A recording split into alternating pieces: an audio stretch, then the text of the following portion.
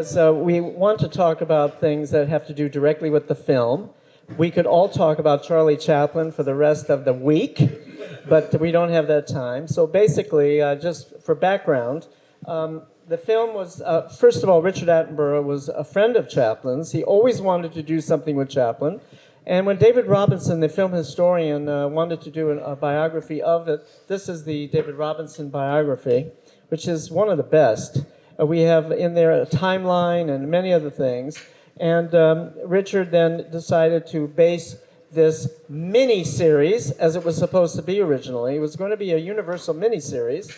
I forgot how many hours, but this book, as you can see, is kind of thick.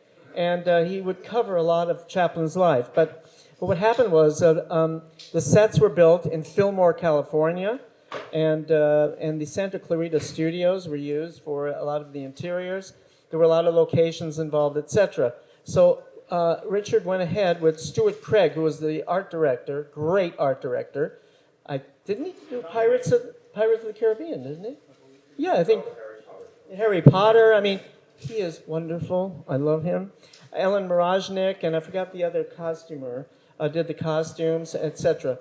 They needed research. I was the one that was brought in because I had all the pictures, all the research, and the expertise on what all the different decades of filmmaking was like, what the studios looked like. And so we rebuilt the Chaplin studio and the Keystone studio in Fillmore. So all this was done. Everybody was cast. All the costumes were made. Everything was ready to go, and Universal pulls out of the project. Wow. This was devastating for Richard Attenborough. Richard Attenborough had to pay the guards to watch all the sets and watch everything, keep a lot of people on salary, until finally he had to go out and shop it around, and he got Carol Co. Company, TriStar, to distribute it, but on one condition, one major condition, that it's not going to be a miniseries. It's going to be a feature film, 2 hours, 20 minutes, that's it. So he had to rewrite this giant script, like this, down to a little script. He cut out a lot of Chaplin's life out of it. He cut out a lot of scenes and things that certain actors wanted to be in. And then this is the thick monster explanation of what we're going to be talking about tonight, about how the picture was put together. And all the actors were all excited. I remember Nancy Travis was playing Joan Barry. Nancy Travis, you've seen her. Matter of fact, all the actresses are all famous now. But Nancy Travis was really nervous about playing this Joan Barry. Joan Barry is that paternity suit in which he was sued for having this child, etc. And the scene is at a Pasadena house, in which you'll see in the film. Joan Barry was there throwing pebbles at his window in the middle of the night to get his attention. He felt he was being harassed by her, so he turned the sprinklers on out to get rid of her. That's in the film. So just to go on with everybody, David and his father got parts in the film, playing Raleigh Totheroh, his assistant. Right? I was his assistant. You were his assistant. And then Dan will explain. Dan was brought in along with other coaches. There was a dance coach. There was the Chaplin coach. He'll explain. And other coaches to coach Robert Downey Jr. in all of this. And he was shown footage, of course, and movement. I mean, this language coach for the English accent, etc. But Robert Downey Jr. is really a good actor. I mean, to pull off Chaplin was difficult, to say the least. Now, I'll give you now to Dan. Hi, everybody. Glad to see you all tonight. I got involved with the project because I did something really stupid. I saw my first Chaplin movie in college, and I was so galvanized by it that I stopped studying industrial design and became a mime, which wasn't as horrible sounding a decision then as it was now, because it was before everybody hated mimes. And as I began performing, I noticed that I watched the films obsessively. It was my graduate school. I wasn't imitating Chaplin. I was doing my own thing, but it was exciting and exhilarating, and I always felt I learned something about the craft of mime, because Chaplin is, of course, the greatest mime as far as we know in history. We don't know what they were before the 20th century, but we pretty much know in the 20th century, and there is no contest. All the other great mimes like Keaton and Harpo Marx, and they revere him, as you all probably know, as did virtually everybody. And eventually I began noticing things from a professional's point of view, things that I didn't notice beforehand because I was simply so engrossed in the films each time that I would lose myself in them. And I was watching Modern Times once in my living room with a group of people, and something sort of snapped, and I, for the first time, felt I was seeing it from the outside. And I started noticing things he was doing on a technical level, such as the fact that one of the reasons you look at his face, even in the long shots that he was so fond of, or a big crowd, your eye goes right to his face, is that he simply painted his face whiter than everybody else's. And he's got this black mustache in the center, which is a bullseye. So your eye just goes no matter where the scene is, and he's got this beautiful penumbra of hair, which he seemed to be so skillful at shaping, so that it added, in the just a beautiful graphic image that of compelling power to compel our attention. And when I started having these thoughts, I'd gone to the library to find out his secrets, because of course I wanted to know everything I could, but most of the books gravitate towards his fascinating life story, which is so electrifying and rags to riches and all you know. That was interesting. I was interested in the craft. So eventually I realized that the only way I could read a book about that was to write one. So I did a stupid thing and wrote one, but who was going to read such a thing?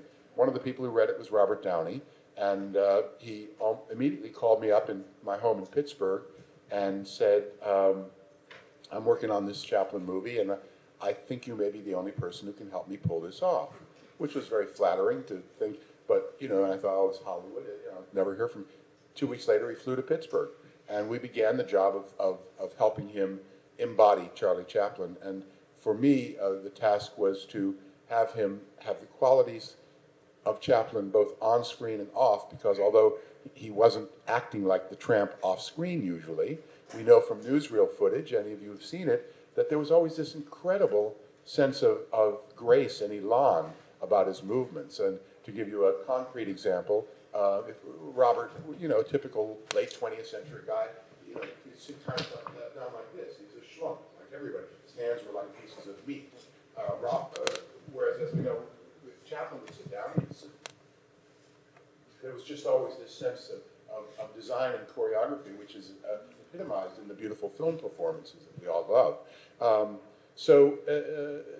What happened was we just immediately started the job of turning him into Chaplin. For me, it was a great job to get. It was a dream come true and a way to repay, in a sense, the gift that Chaplin had given me by igniting that spark in me, by helping to shape his film biography. And in the end, I ended up creating a number of the film sequences, because this is lost art stuff. And I was immersed in physical comedy through my own work and through studying, enjoying the work of the film comics. And I expected to find everybody on the set knew much more, because it's Hollywood, for God's sake. They know much more about, but they didn't. They didn't understand that particular area. So I was able to, I was asked by Richard Attenborough to take the scenes which were fairly embryonic in the script and turn them into viable comic scenes, which I didn't really want to do. To me, that would be, I wanted to just take what he had done and what we know reported about what he had done, what he tells us, and try to recreate that. It's, to do new Charlie Chaplin scenes is like rewriting Shakespeare. You're not going to do it as well as he did.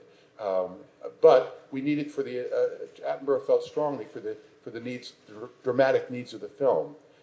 We needed to do that. And so a lot of my time simultaneous with working with Robert, because we worked many hours, we worked for 5 weeks pre-production, actually about 2 months. But I was with him, staying in his house. He was at my house.